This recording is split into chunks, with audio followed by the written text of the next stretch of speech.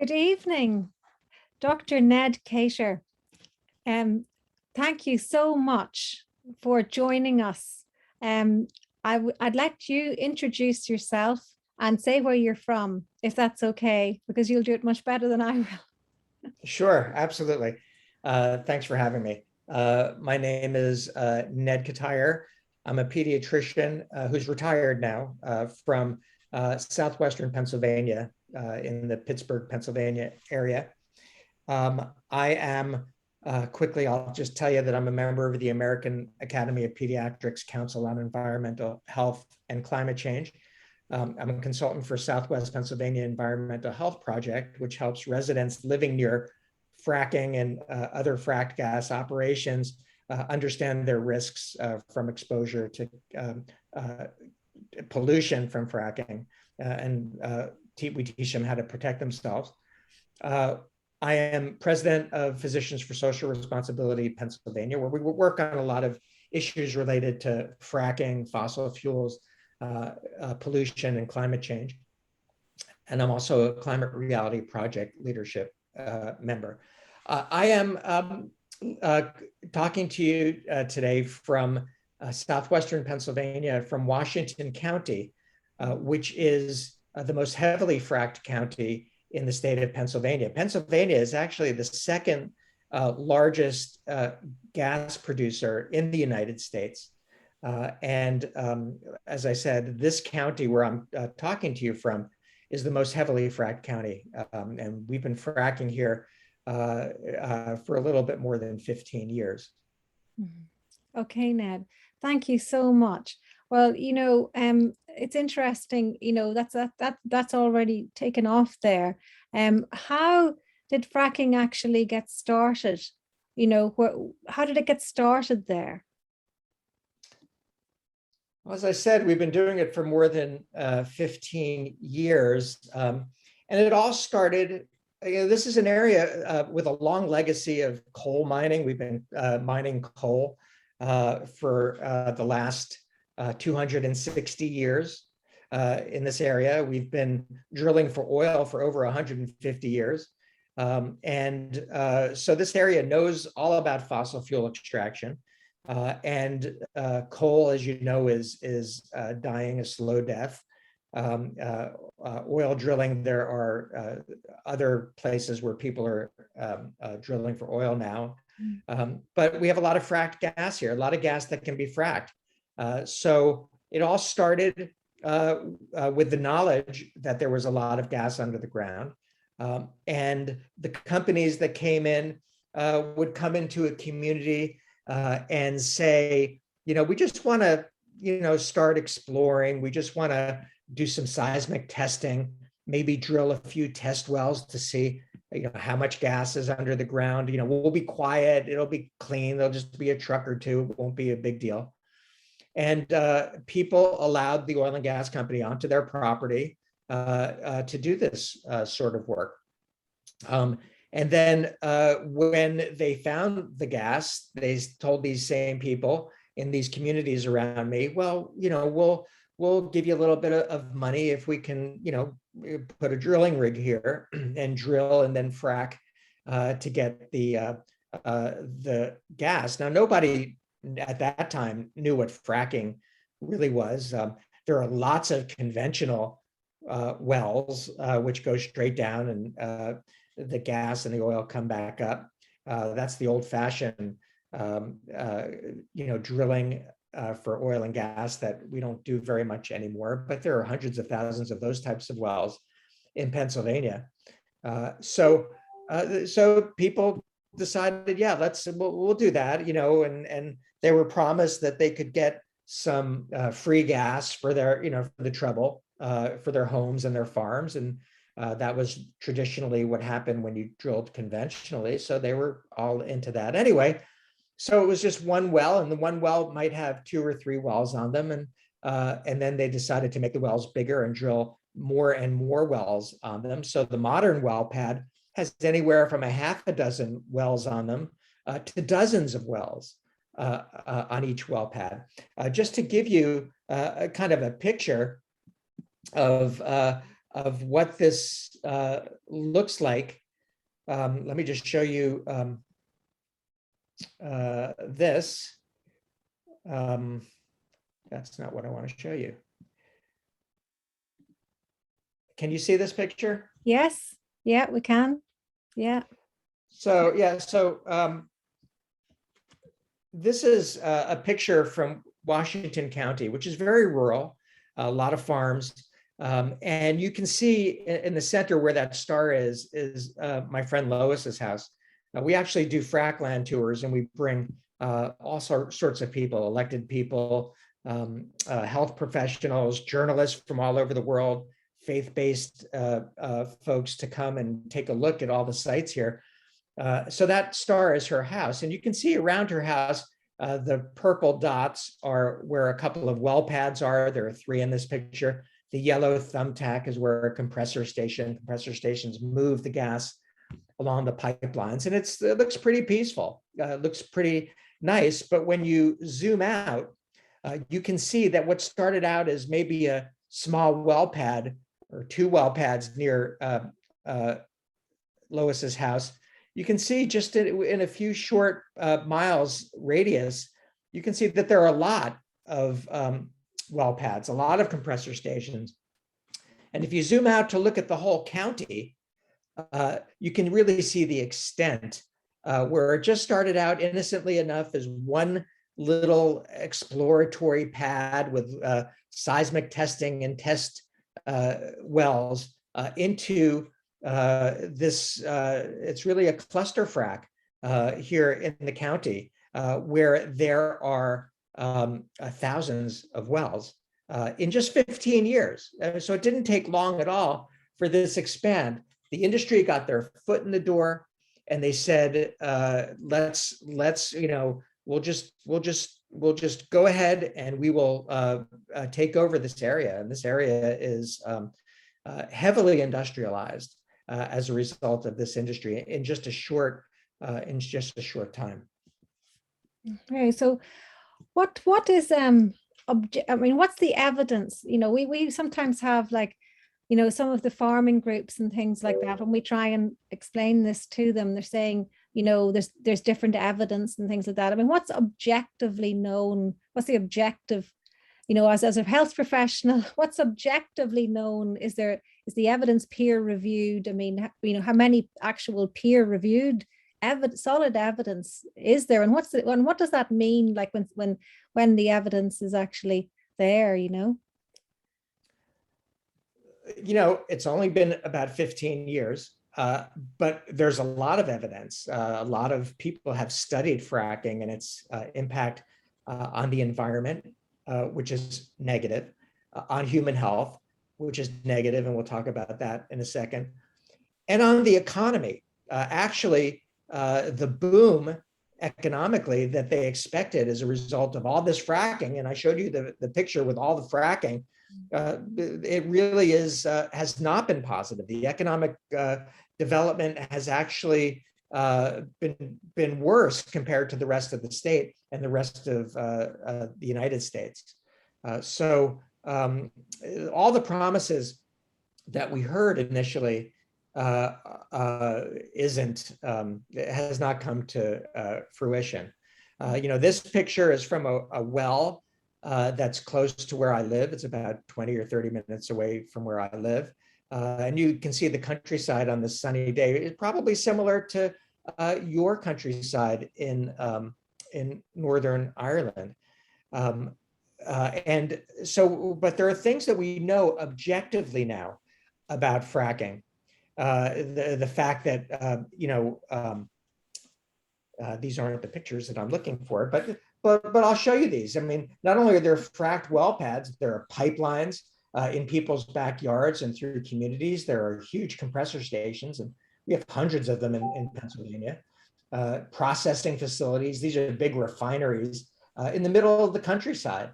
And they do make people sick. And we'll talk about that in a second. But what I want to show you is what we know objectively about fracking.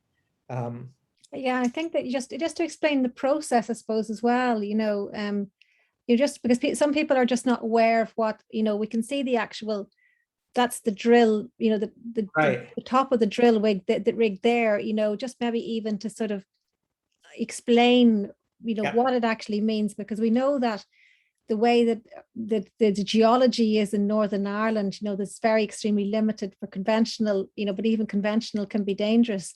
But Right. and obviously wrong for climate and lots of other reasons. But we know here it is, it necessitates unconventional because of the geology. So just that's what we wanted to understand, for people who might be just not aware of this. Right.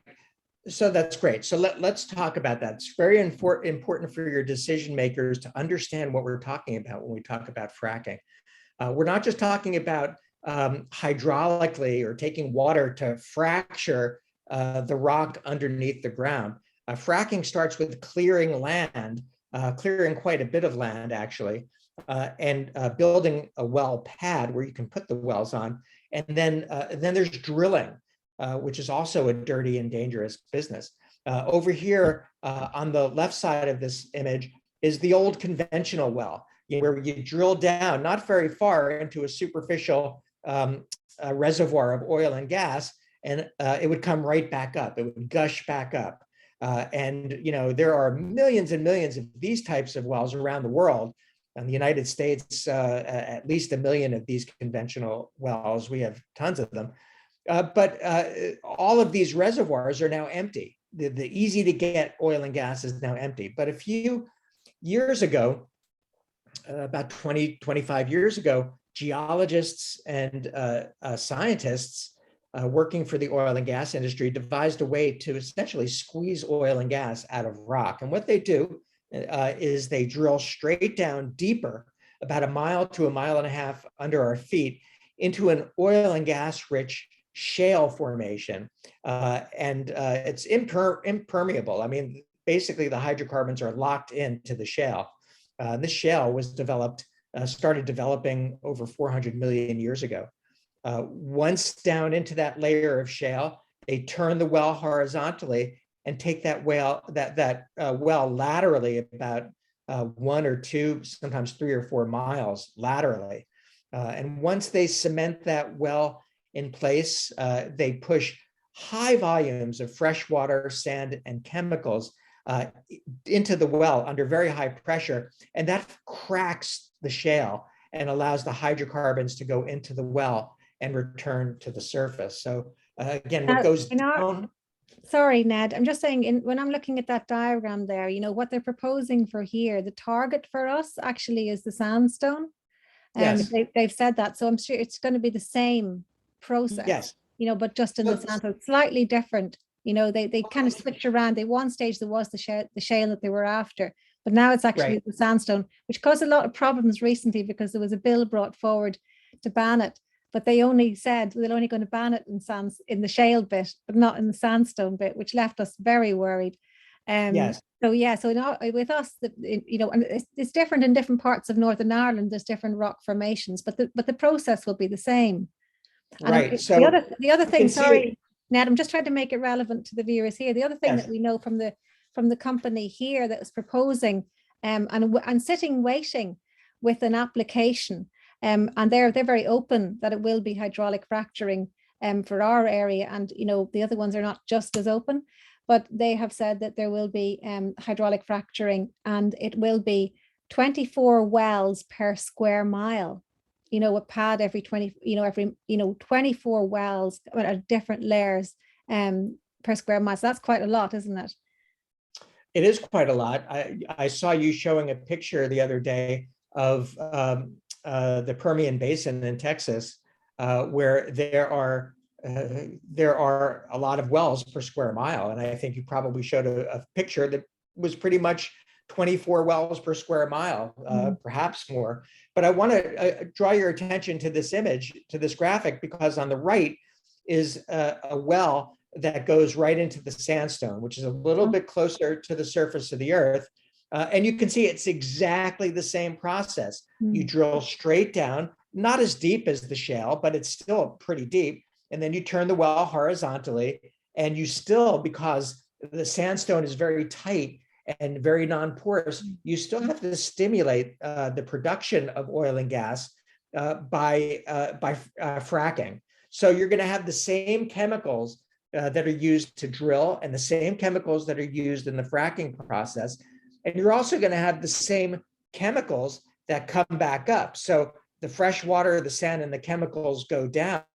And what comes back up is first of all, you have solid waste, the rocks and the dirt that are contaminated with earth elements and with some of the chemicals that have been used. That has to be disposed of, where it's going to be disposed of. If it depends how it's disposed of in your country. In our country, it's sometimes disposed of carelessly, and sometimes it's disposed of in landfills. You also have a lot of contaminated water, which is very salty. It's a brine, and it contains fracking chemicals, the chemicals that were used in fracking, which, by the way, at least 55 of them are known to cause cancer, and hundreds of them are used in the fracking process, and we know that they're harmful to health. The natural elements come back as well. Lead and arsenic that's in the ground comes back up and contaminates the water that comes up. There's naturally occurring radioactive materials, radium-226, which has a half-life of 228, radium-228, uranium. There are non-fuel gases that come back up, the fumes of fossil fuels, volatile organic compounds, some of which can cause cancer, some of which damage the nervous system, like toluene damages the nervous system, benzene causes cancer. Polycyclic aromatic hydrocarbons, PAHs, these chemicals act as endocrine disrupting chemicals, and they get in the body in very small concentrations. They can affect infant growth, brain development, and they can cause cancer. And there are others, radon gas, a radioactive gas that is actually very high in this part of Pennsylvania, all throughout Pennsylvania, in fact. And fracking actually increases basement radon levels. We have methane that leaks like crazy. That's what we're fracking for, right? We want the methane, but the methane actually leaks like crazy from every point of natural gas infrastructure, of fracking's infrastructure. I'm sure you all know that methane is 86 times more potent a greenhouse gas compared with carbon dioxide over a 20-year time frame. So it just accelerates climate change, and it has accelerated climate change, and that's one thing that we know about objectively. Okay. Yeah, it's so I think we can understand a little bit there now about how it got started. Basically it seemed to be just a little toe in the door, just one well, let's just see what's down there, and then they got their foot in the door, and then it just went on, and we've learned that we've got a kind of an idea of the process now, and we've got a chance to be able to sort of have an idea of like what goes on down below the earth, as well as a picture of like what it looks like on the surface. So what happens to the people. This is obviously a massive industrialization, and what's planned for our area. I mean, to be fair to the company who's sitting with an application, and I suppose I should have just reminded the people at the start of this that why we're actually recording this right now is that our executive, we've got our MLAs, and then we've got our executive, our ministers are actually going to be looking at petroleum licensing policy sometime between now and the 16th of December. Minister Lyons is bringing it into the executive, and they've got to make a decision on whether to ban petroleum licensing or whether to do something different that's going to allow the license that's sitting over our heads and another license in another community who really are not aware. And we're going to be trying to sharing this video up into those areas now. We're starting to get people coming forward in those areas, and they're starting to wake up. But we need to try and tell people what actually it means for the people who live in the midst of this. What's the impact on them? Yeah, Dianne, you really don't want to have fracking in your neighborhood. You don't want to have it anywhere near where you are. If you say no to fracking, you're going to deny very wealthy oil and gas companies and their executives a pretty hefty payday. You may deny a few landowners and a few farmers a chance of making a quick profit. If you say no to fracking, you will say yes to clean air and clean water for yourself, for your neighbors, and for your children and grandchildren, and even kids who aren't born yet. So the question really is, it's very simple. Are you going to deny the oil and gas companies a massive profit? And these are billionaires, very wealthy companies. Or are you going to deny your population a healthy future, clean air and clean water, So what does clean soil? when we lose our clean air and our clean water, when we just so that we can try and the lovely thing about being able to talk to you, and the good thing about Zoom and us all getting more used to it, and COVID, every cloud is a silver lining, being able to sort of beam you into the community, where this is actually happening. You're a medical doctor. What as a medical doctor happened to people's health? What does it do that when we lose the clean air and we lose the clean water, if that's what they vote for, when this comes into the executive, say they vote for the fossil, because we have a big problem, Ned. There was a report done, the University of Exeter report, and it told us that the fossil fuel industry in Northern Ireland are in the Department of Economy, and they actually, the report was done wondering how was this department ever going to transition to renewables, because there was such a heavy influence by the oil and gas industry in that department, and the same department has a statutory duty to promote gas, and they're writing our energy strategy. So we have a lot of problems here, which makes it even more important to get this information to people and to elected representatives, to help them to understand what does this mean when if they don't ban petroleum licensing. What is it going to do to the health of their families, their community? Because I think this spreads over the air, even carries it up to 100 miles as far as I know, but you'll know better. But what happens to the health? What happens? That's a good question. We have the same problems with the decision makers and policymakers and lawmakers making these decisions with very little objective information and a lot of conflict of interest. A lot of corruption here in the United States, here in Pennsylvania.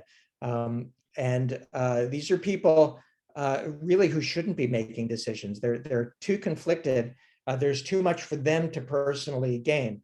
But let me show you, Dianne, let me show you what we objectively know about fracking and what it does to us. First of all, we know that fracking is inherently dirty and dangerous, and industry rules and government regulations can't fix that fact. We know that fracking scars the landscape. It does. I showed you pictures. You can see it from space, and go on Google Earth or your satellite maps, and you'll see it. If you go to an area where there's a lot of fracking, you'll see it. It degrades the environment.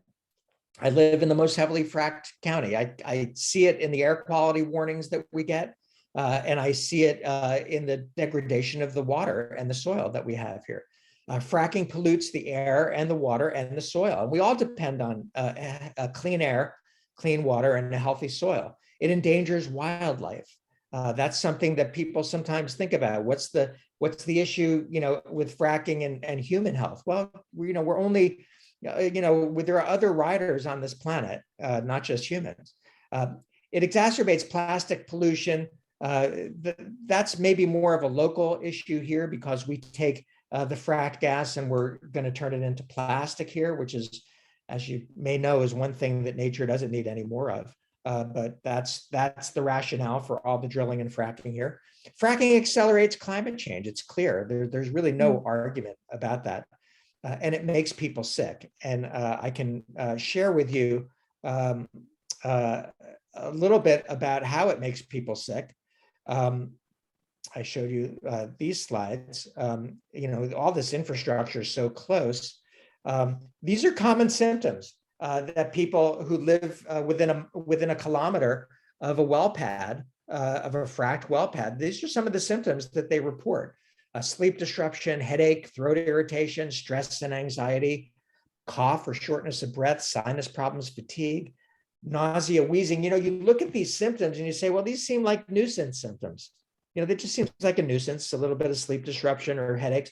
If you are dealing with fracking day in and day out, month in and month out, and for some of these super well pads with dozens of wells on them, or maybe, like you said, 24 wells per square mile, you're talking about a lot of activity for a long time, and these symptoms can become chronic medical problems. Yeah, now, sorry, Ned, just going back on that, I can see something at the bottom of that slide. I just want to draw people's attention. That's the referencing. Can you just explain to people, people might think we're making this up.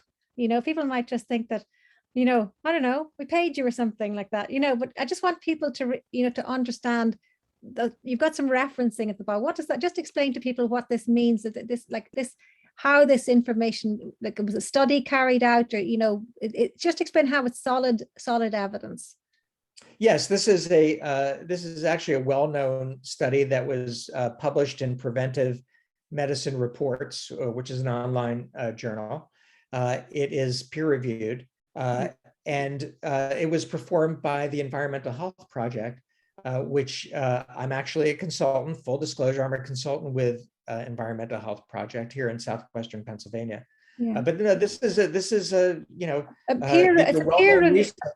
peer-reviewed, which means it's evidence, it's solid, it's totally reliable. Yes, that's a fact. Yeah, of what's coming. Yeah, but there's more peer-reviewed evidence. There's a lot more, in fact. Fracking is really something that's been studied quite extensively over the last decade or so. And now we can say with confidence that fracking has grave health, environmental justice, and climate impacts. We know this is a fact. And we have the Fracking Science Compendium produced by concerned health professionals of New York and Physicians for Social Responsibility that compiles all of the peer-reviewed studies, all of the investigative reports by media and by governments. And almost all of them show that that fracking harms health. And let me just say that there's no study, there's not a single study that that has been peer-reviewed that says that fracking is safe. And I want to say that again. There are no studies that say that should give anyone confidence that fracking is safe. There are more than 2,000 studies and reports that should make everybody concerned and conclude that we don't want fracking in our neighborhood. We don't want fracking in our country.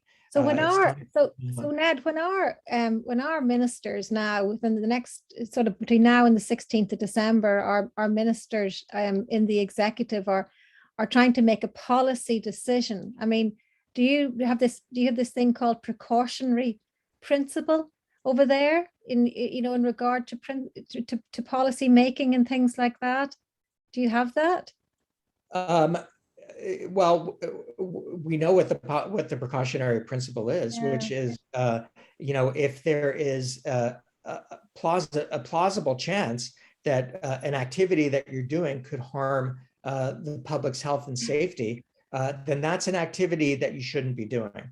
But I will tell you that most industries do not, especially when they relate to oil and gas and petrochemicals, they absolutely don't follow the precautionary principle, which is one reason why there are thousands and thousands of petrochemicals in use in every product everywhere that have never been tested for any health harms in humans.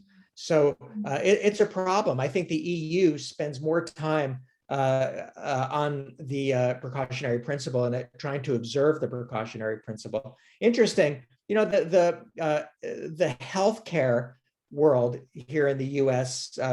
Actually does a pretty good job in adhering to the precautionary principle. Everything is very well studied here as far as medications, as far as vaccines, so that really does give people confidence. So what we're looking for really is for our elected representatives to adopt the precautionary principle when they're making a policy. When they're looking at whether or not to have a policy that allows petroleum licensing next week, or whether they put in a ban on petroleum licensing.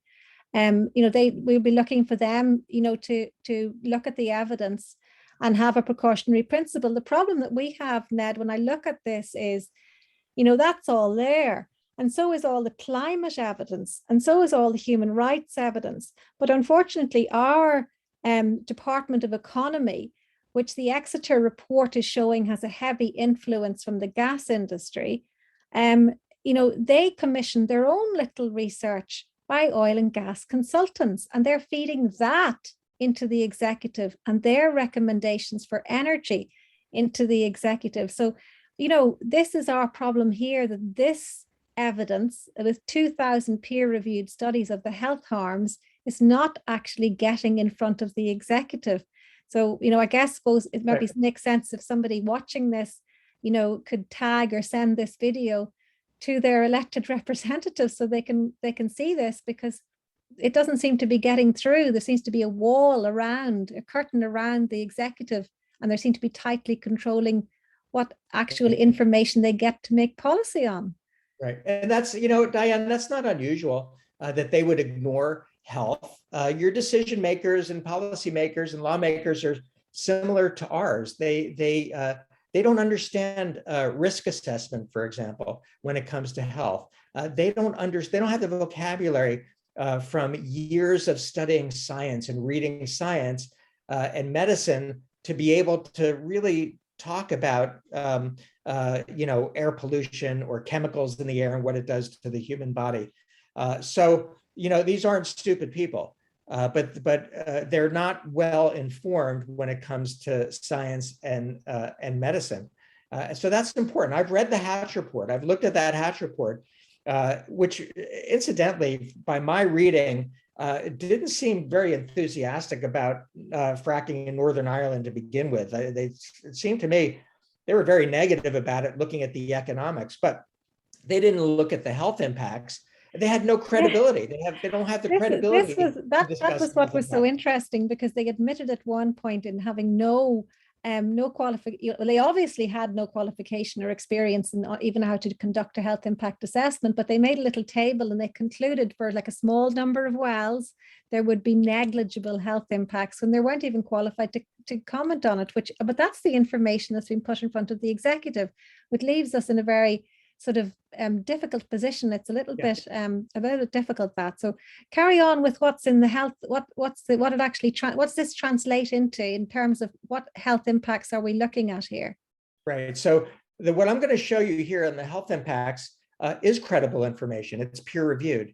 This is what we know for a fact, and we know, and I'll just read the quote here before I move on, that there's no evidence, zero evidence, that fracking can operate without threatening public health directly or without imperiling climate stability upon which public health depends.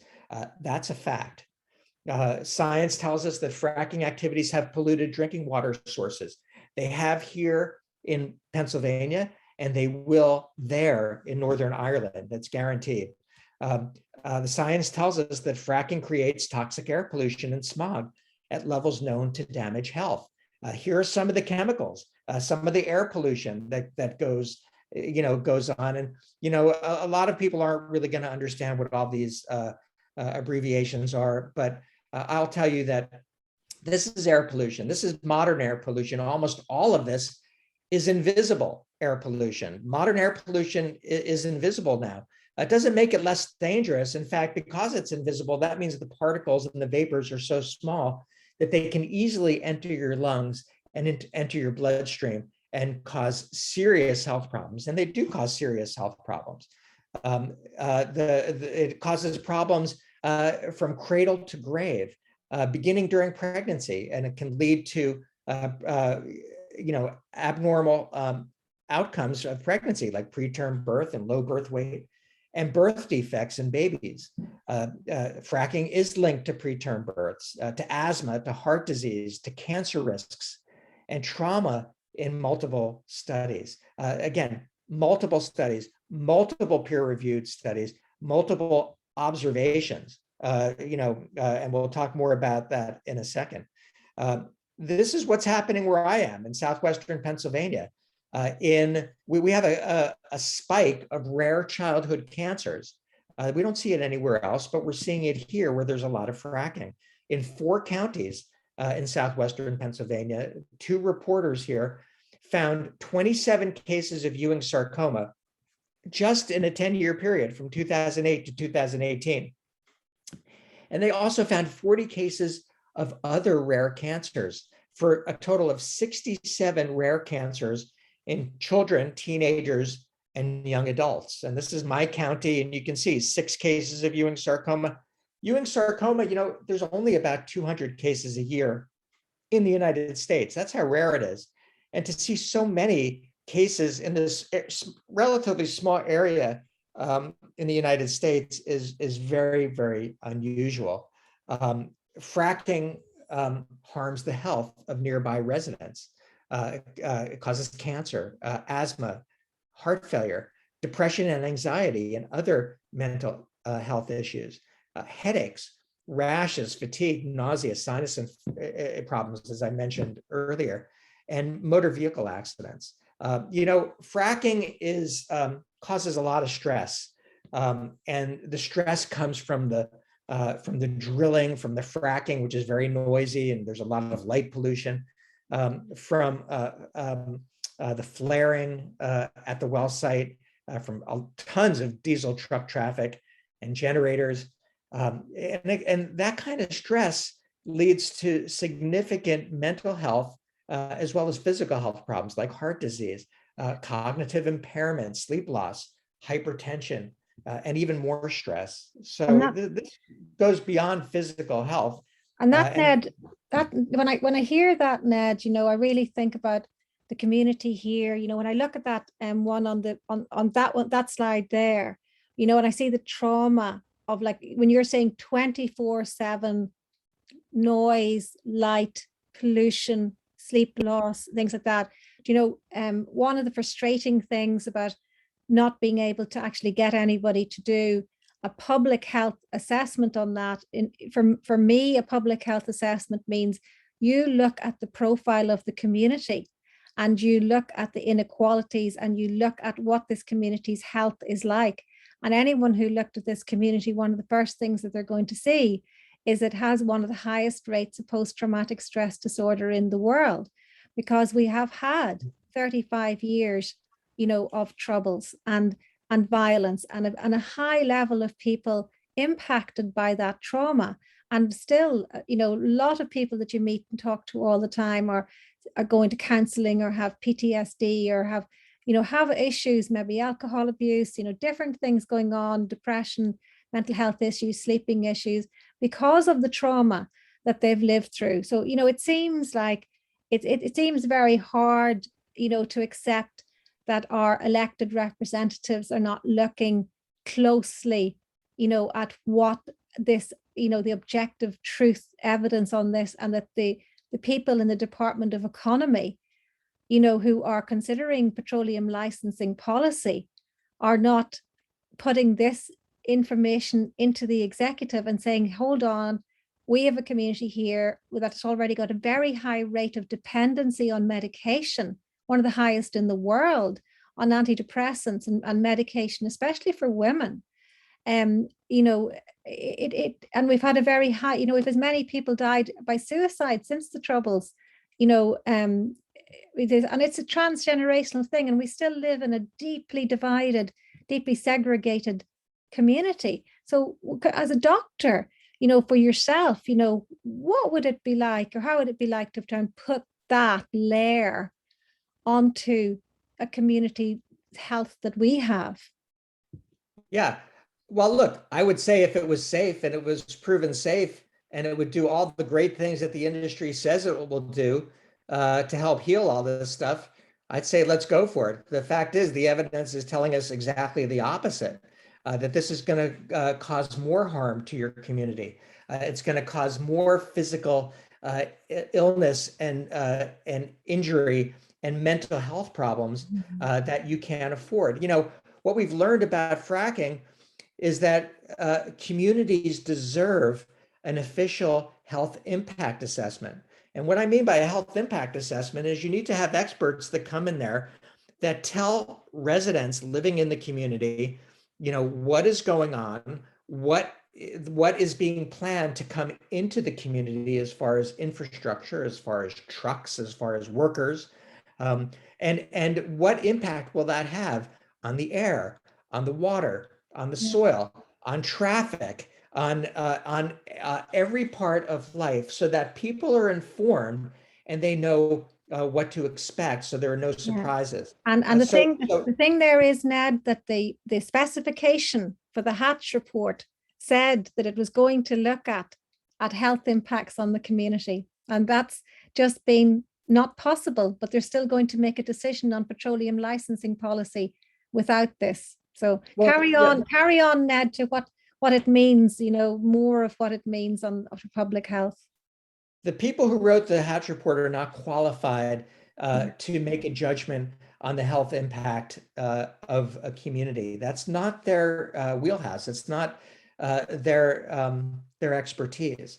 Mhm. If they were truly concerned about the health impact, they would have hired consultants trained in doing health impact assessments, trained in public health to be able to put that in report. But they didn't bother doing that. So that really questions their credibility.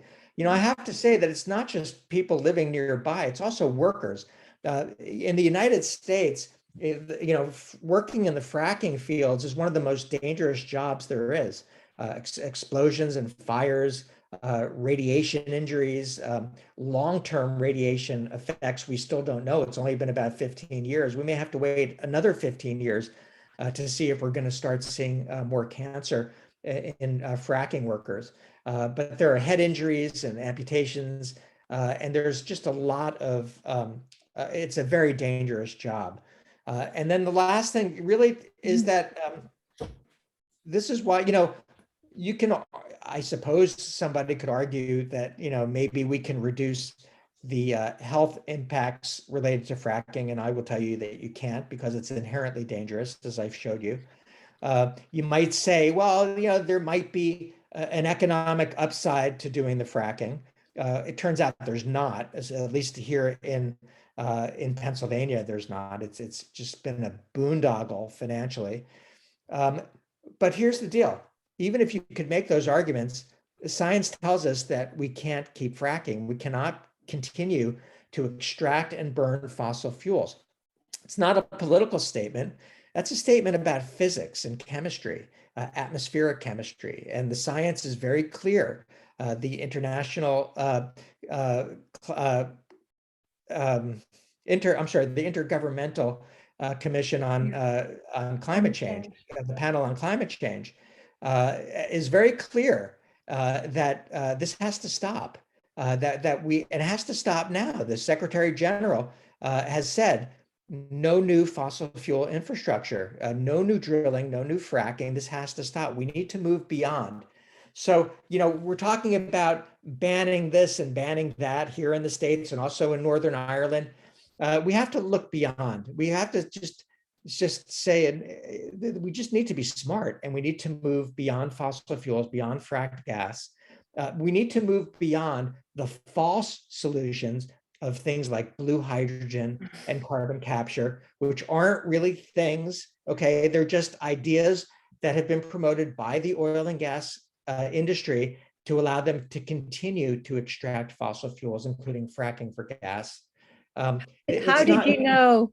How did you know that is the plan here? You know, we're seeing you know, a report there by Firmus Gas, you know, the chairman's report there from Firmus Gas, and he says, you know, we'll be the world leader in hydrogen, and we will be reversing the pipeline from Northern Ireland over to the UK. And, we'll make the most of indigenous gas, and we will, all of this. And then we're seeing, in the decarbonisation scenario reports for 2050, where's the blue hydrogen, source of blue hydrogen going to come from? And it is, not so-called natural gas, and if it's coming indigenous, then the only way to get that is fracking. So you've got, for we're saying, when we're looking at that, we're saying like, you've got all the pollution from fracking in terms of climate change, and then you've got all of the pollution that comes with, it's 20% worse. The blue hydrogen is 20% worse than the gas itself. And then you've got the carbon capture, which only keeps about 80% of it captured. But, when you think about, the price of, if they're planning to, their big plan is like they've heavily invested into the gas network here. They've put a new pipeline into our area. It's only just crossed this year over into this area at the cost of 250 million. And, the reports from the UK and the south of Ireland are both saying, stop propping up this fossil fuel asset with more. And the gas companies have this great plan. I mean, I'm not just talking about Firmus here now, but, some of the gas companies have a great plan. We'll make blue hydrogen. The pipes are plastic. We'll pump it into that. But then if you think about the cost of gas now, and then you think about the cost of a blue hydrogen, and then you think about the cost of carbon capture and all of that, and you're just sinking us deeper and deeper into fossil fuels and making everything more expensive and more polluting and everything. But the problem is that industry is in the Department of Economy who are making the energy strategy and making the decision on, the recommendations on petroleum licensing. And it's a really heavy lobby in the government.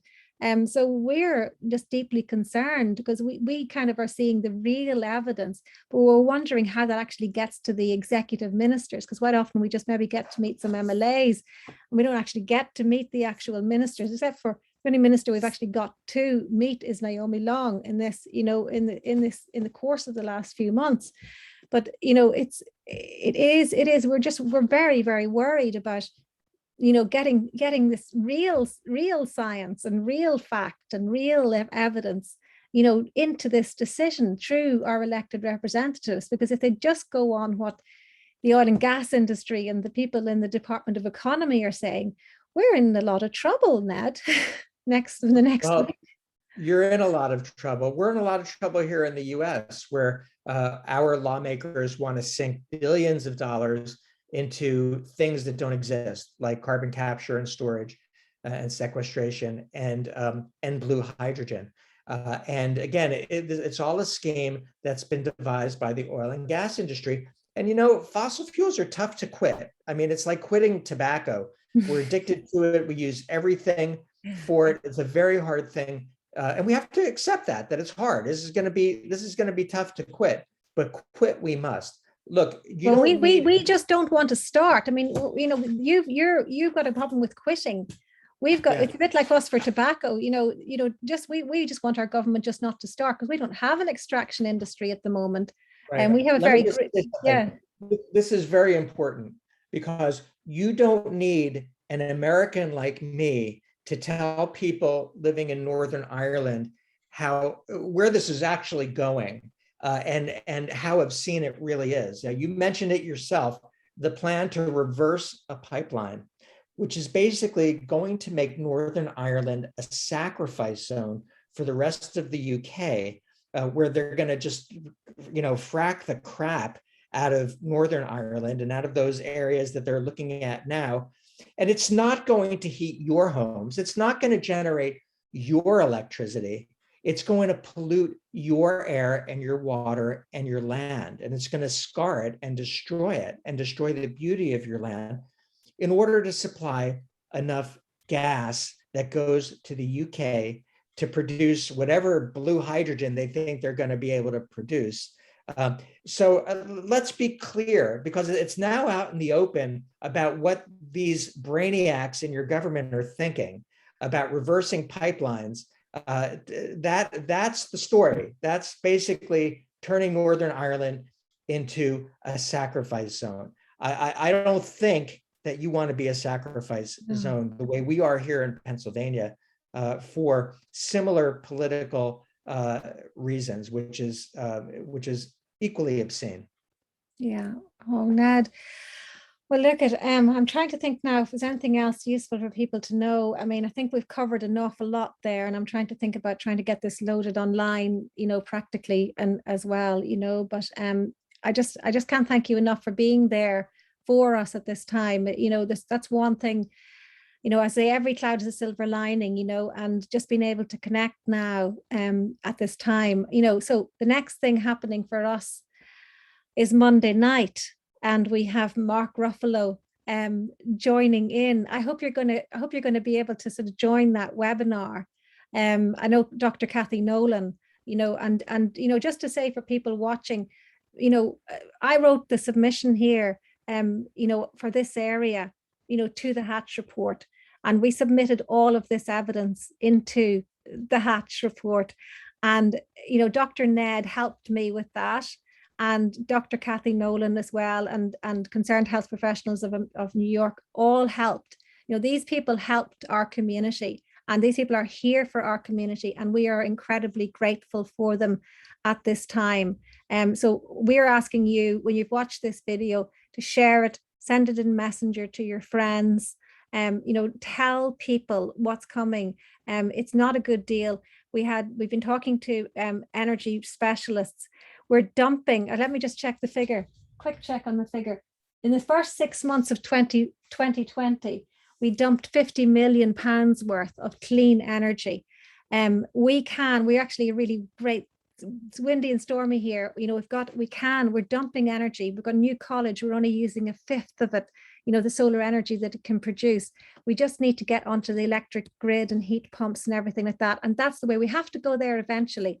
We just have to break the hold of the fossil fuel industry in our Department of Economy, as the Exeter report said it had to be broken. And we have to get this going in the right direction. And we were just so grateful to you, Ned, for being there and helping us, understand what it really means. And can't thank you enough. And, no doubt we'll hopefully be back to have you on again, or maybe join another group. And if you're watching this and you're a group, who'd like to get Ned, if you're a political party who'd like to listen to talk to Ned, get in touch with us. We'll happily, Ned's more than accommodating and available at short notice, as we found this evening, to come on and do a video with you and get the information and get the facts and get the truth. Don't just be listening to Hatcher, the Department of Economy people and the civil servants who well, we'll just leave it at that. Right. Okay.